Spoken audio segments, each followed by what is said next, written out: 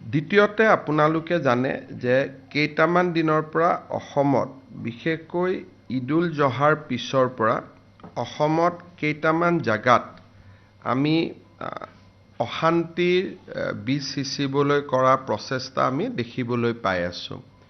প্ৰথমতে ধুবুৰীৰ পিছত লক্ষীপুৰত, লক্ষীপুৰৰ পিছত লখিমপুৰত আৰু লখিমপুৰৰ পিছত গোৱালপাৰা আৰু এতিয়া হোজাই। ক'ব গ'লে সাম্প্ৰদায়িকভাৱে বা যিমানখিনি জাগাত খুব সেনচিটিভ জাগা, এই গোটেই স্থানবিলাকতে এনেকুৱা ঘটনা হোৱা দেখা গৈছে।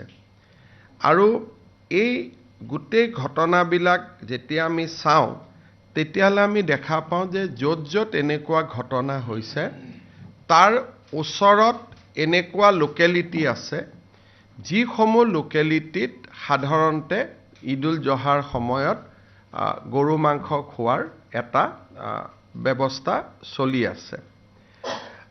আমাৰ যিখন কেটল বিল আছে বা আমাৰ যিখন কেটল আমাৰ প্ৰিজাৰ্ভেশ্যন বিল আছে, সেই বিল অনুসৰি যদি হিন্দু মানুহ থাকে তাৰ 5 কিলোমিটাৰত কোনো মানুহে যদি মন্দিৰ আছে বা আমাৰ নামঘৰ আছে তাৰ 5 কিলোমিটাৰত এই ধৰণৰ মাংস তেওঁলোকে খাব নোৱাৰে। সেইটো আইনী ব্যৱস্থা আছে। কিন্তু ধুবুৰীতে হওক আন জাগাত আপোনালোকে ধুবুৰীত জানে যে গুৰুদ্বাৰা আটাইতকৈ দেশৰ এটা অন্যতম গুৰুদ্বাৰা তাতে আছে আৰু তাত কাষত অজস্ৰ মন্দিৰ তাতে আমি দেখিবলৈ পাওঁ। গতিকে তাৰ within the radius of 5 kilometre এই বস্তুটো সম্পূৰ্ণ নিষেধ কৰা আছে। কিন্তু এইবাৰ ঈদৰ সময়ত বা আগে পিছে এই যিটো প্ৰভিজন, এই প্ৰভিজনটো আমাৰ জিলা প্ৰশাসনসমূহে যি ধৰণে বলবৎ কৰিব লাগিছিল সেই ধৰণে বলবৎ জিলা প্ৰশাসনে কৰা নাছিল। ফলত মানুহো সচেতন নহ'ল। আমি মানুহক যদি সচেতন কৰি ক'লোহেঁতেন যে উইদিন 5 কিলোমিটাৰ্ছ এইবিলাক আপোনালোকে খাব নোৱাৰে, কাটিব নোৱাৰে, হয়তো আজিৰ ঘটনাটো নহ'লহেঁতেন। এতিয়া তেওঁলোকে যিহেতু এই গোটেই ঘটনাটো যদি আপোনালোকে দেখে যে নামঘৰ মন্দিৰৰ 5 কিলোমিটাৰৰ ভিতৰতে হৈ আছে।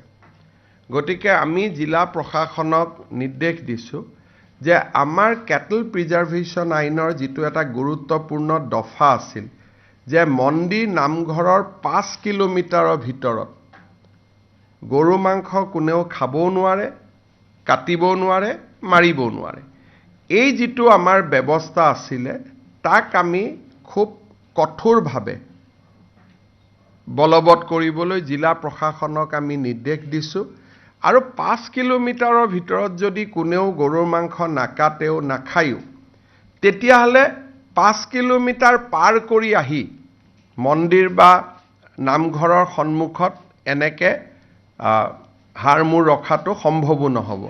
সেইকাৰণে আমাৰ যিটো দফা বিভিন্ন কাৰণত আমি খুব শক্তিশালীভাৱে ৰূপায়ণ কৰা নাছিলোঁ, এতিয়া আমি সেই দফাটো শক্তিশালীভাৱে ৰূপায়ণ কৰাৰ বাবে আমি সিদ্ধান্ত লৈছোঁ।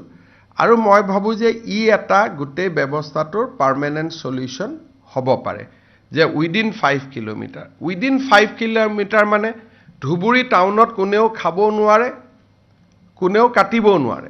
ডেট ইজ দ্য বটদ্ৰৱাৰ 5 কিলোমিটাৰত কোনেও খাবও নোৱাৰে, কাটিবও নোৱাৰে। আজি লখিমপুৰতো যিটো ঘটনা হৈছে তাৰ জাষ্ট উইদিন 1 কিলোমিটাৰ এই ঘটনাটো ঘটিছে বা হাৰ মূৰ আমি বাজেয়াপ্ত কৰিছোঁ।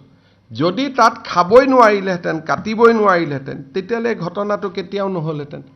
সেইকাৰণে এইবাৰ আমি জিলা প্ৰশাসনসমূহক এখন আমি গোটেই SOP এখন বনাই আমি তেওঁলোকলৈকে পঠিয়াম যাতে উইদিন 5 কিলোমিটাৰ ভৱিষ্যতে ঈদ আদিৰ দৰে অনুষ্ঠান হ'লেও যাতে কোনো কুৰবানী হ'ব নোৱাৰে।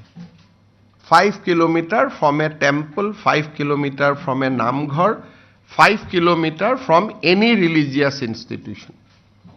আৰু গভৰ্ণমেণ্টে ইয়াক কঠোৰভাৱে বলবৎ কৰিব যে তুমি কুৰবানী কৰিব লাগে, ধৰ্মমতে আন বিভিন্ন জন্তু কৰিব পাৰি, সেইটো কৰিবা, কিন্তু এই বিশেষ জন্তুটো বা বিশেষ প্ৰাণীটো উইদিন 5 কিলোমিটাৰ ৰেঞ্জত যাতে কোনেও কৰিব নোৱাৰে। আৰু যদি সেইটো আমি সকলো মানুহে যদি তাক মনৰ পৰা পালন কৰোঁ, হিন্দু মুছলমান সকলোৱে, তেতিয়াহ'লে মই ভাবোঁ যে এনেকুৱা ঘটনা ঘটিব নোৱাৰে।